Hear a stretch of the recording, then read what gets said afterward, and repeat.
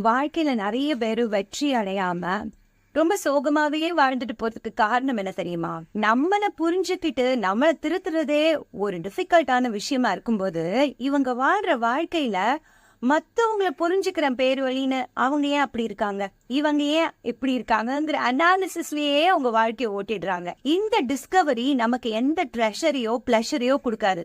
பிரஷரை தான் குடுக்கும். சோ நம்மளையும் மத்தவங்களையும் ஹேண்டில் பண்ற ஈஸி வழி ஜஸ்ட் அக்செப்ட் அண்ட் ரெஸ்பெக்ட்.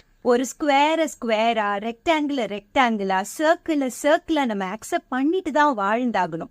ஒரு சர்க்கிளை ரெக்டாங்கிளா மாத்தணும்னு ட்ரை பண்ணோம்னா ஐடென்டிட்டியை மாத்திரம் லூஸ் பண்ணாது, அது யூஸ்லெஸ்ஸாவே ஆயிடும்.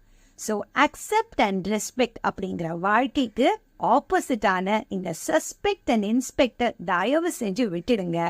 இதை நம்ம டைமை மாத்திரம் இல்லை கில் பண்றது, நம்மளோட பீஸ் ஆஃப் மைண்டையும் இது கம்ப்ளீட்டா ஸ்பாயில் பண்ண